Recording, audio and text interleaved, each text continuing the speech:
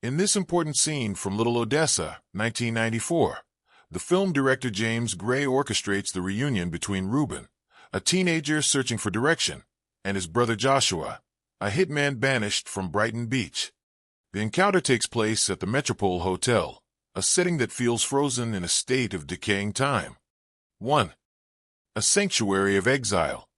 From the moment the young Reuben looks for his brother in front of the hotel, the film establishes a melancholic film noir aesthetic. The hotel is not a place of luxury, but a purgatory. Joshua lives in hiding, not only from the mob but from his own humanity. The scene is paced by heavy silences, emphasizing Reuben's discomfort and his silent, wide-eyed admiration. 2. The contrast between the two brothers is immediate and visual. Joshua, the hitman, the older brother. Tim Roth embodies a sense of contained violence. He is cold, professional, and almost spectral. His presence at the Metropole confirms his status as an outcast. He is dead to his family. Reuben looks at his brother with a tragic fascination. To him, Joshua isn't a criminal. He is a romantic hero, a way out of the domestic violence inflicted by their father, Arcady. 3. The dynamics of menace and affection. The tension of the scene relies on a constant shift in power and emotion.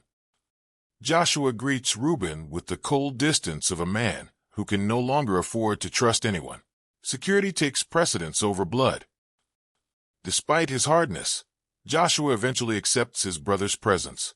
We realize here that Reuben is the only link still tethering Joshua to any form of morality or emotional past.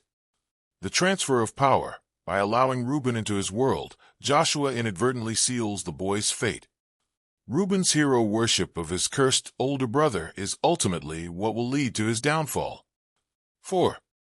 Technical analysis. Extreme physical proximity creates a suffocating sense of intimacy. The camera lingers on their eyes. It is the contrast between a man who has seen too much and a boy who wants to see it all. Low-key lighting isolates the characters from the rest of the world. They are alone, bound by Greek tragedy transposed into the Russian enclave of Brooklyn. Conclusion. The Brothers' Purgatory. The meeting at the Metropole Hotel transcends the typical conventions of film noir to reach the heights of ancient tragedy beneath the dim neon of Brooklyn. The hotel itself ceases to be mere architecture and becomes a state of mind, a non-place suspended between life and death where social identities dissolve in favor of an organic, raw truth. In this film noir setting, money and weapons are not even seen. They condemn the killer to total isolation.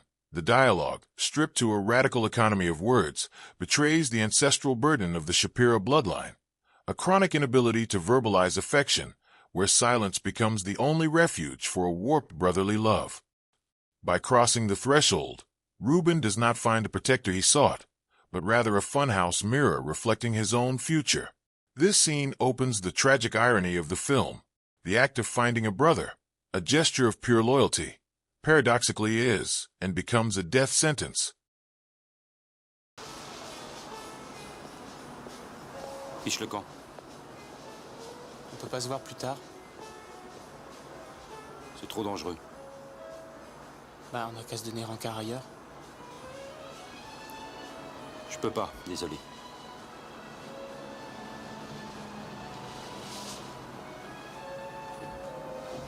T'as vachement grandi? Maman va mourir. Elle a une tumeur au cerveau. Papa tient toujours le kiosque? Ouais. Bon, on peut se voir à côté de chez Nathan, à 4 heures.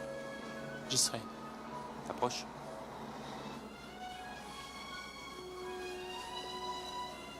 Et comment t'as su que j'étais là? Je ferai rien, mais je veux savoir. C'est Sacha Aronoff qui me l'a dit. Personne ne doit le savoir, ni tes copains, ni la famille. Tu le dis à personne. T'en parles ni avec Sacha, ni avec quelqu'un d'autre. Oui. Juré. À demain.